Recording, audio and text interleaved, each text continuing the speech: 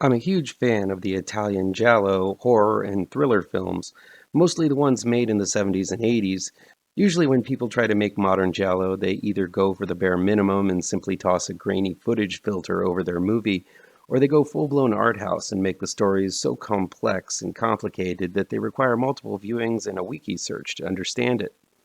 But those old gialli stories were often pretty straightforward mysteries with heavy attention to the violence and gore.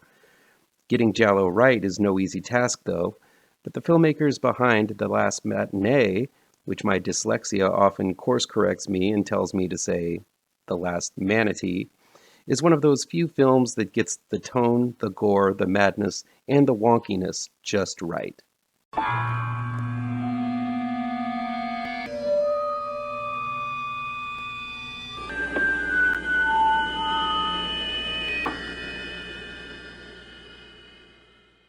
Welcome back to ML Miller Frights.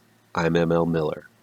Before we begin, please do me a favor and punch that like button down below. Share this video with all of your social media addicted pals. Click subscribe to this channel and ring that bell for notifications.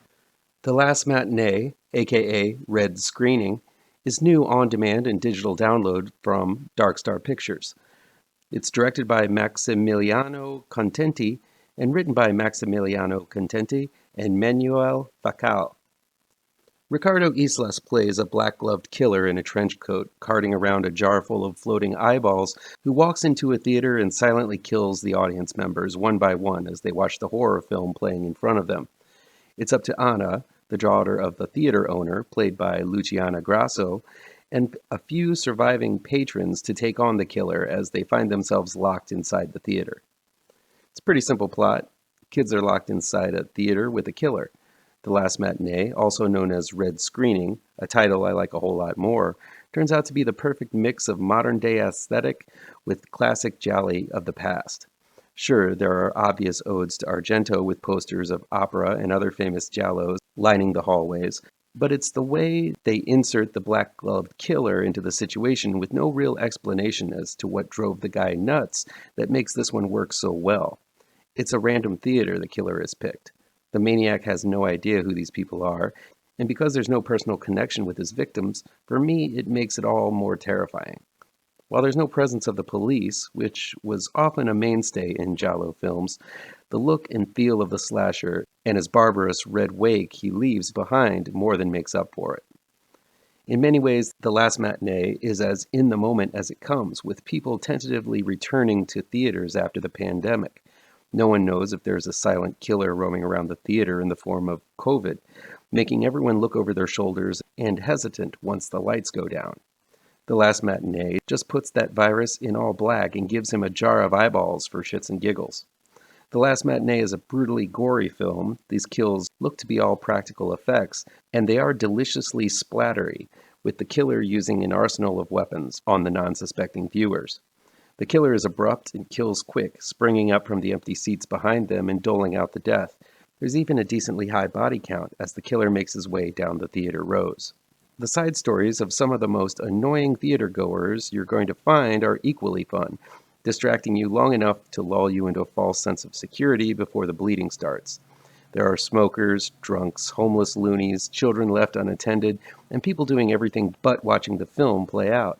If you love going to the theater but hate the fact that you have to share it with people with no courtesy for others, this will definitely be a cathartic one for you.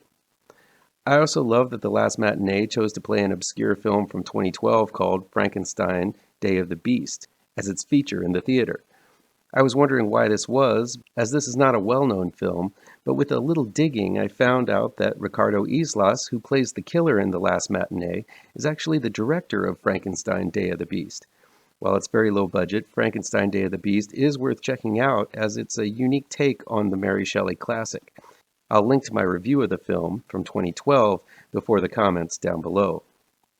There's plenty of gore, mystery, cat and mousery, moments both humorous and chilling to be had with The Last Matinee. Expect vivid colors and luscious slow-mo sequences that celebrate the terror and action of the moment masterfully. This is simply a well-crafted horror film that deserves more eyes on it. Get it? Eyes. The killer collects eyes.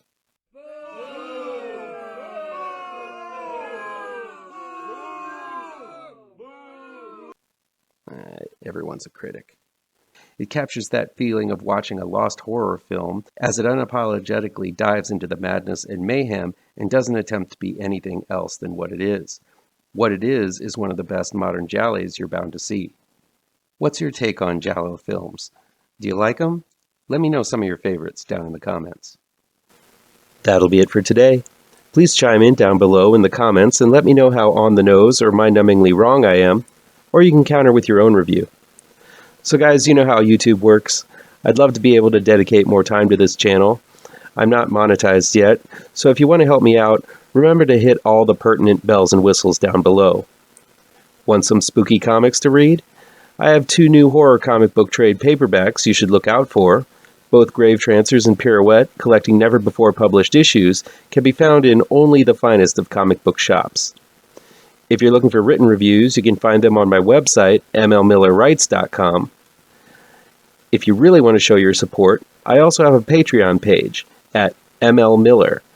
Look for the link to my Patreon page down below. Thank you so much for your time, and take care.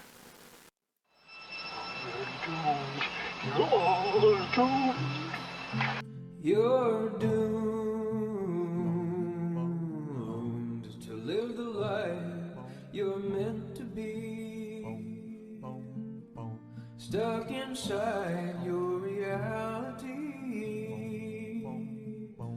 You're doomed. Oh, you're doomed. You're doomed. God live the life that you are meant to be. Live inside.